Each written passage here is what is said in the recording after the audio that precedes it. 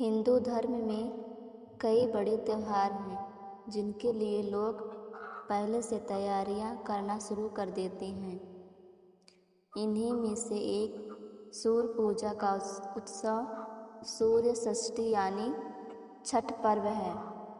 यह देश के कई राज्यों बिहार, झारखंड, उत्तर प्रदेश में मुख्य रूप से मनाया जाता है। कई धार्मिक ग्रंथों में छठी मैया को भगवान सूर्य की बहन कहा गया है। इन्हीं को प्रसन्न करने के लिए सूर्य जल की महत्ता को देखते हुए सूर्य की आराधना कर इनकी भी पूजा की जाती है।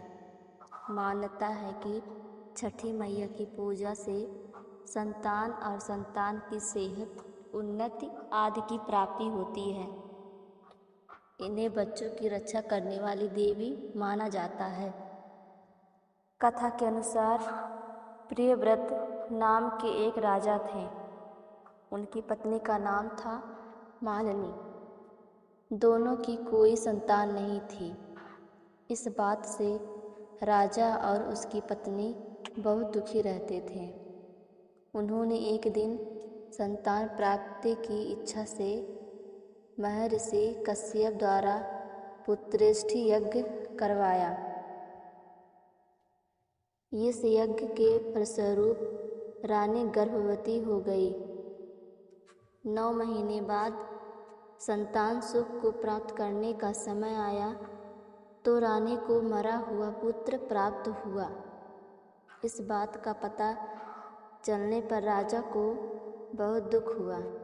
संतान शोक में वह आत्महत्या का मन बना लिया। लेकिन जैसे ही राजा ने आत्महत्या करने की कोशिश की, उनके सामने एक सुंदर देवी प्रकट हुई। देवी ने राजा को कहा कि मैं षष्ठी देवी हूँ। मैं लोगों को पुत्र का सौभाग्य प्रदान करती हूँ।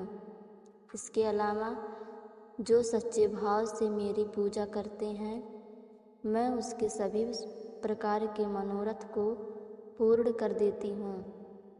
यदि तुम मेरी पूजा करोगे तो मैं तुम्हें पुत्र रत्न प्रदान करूँगी।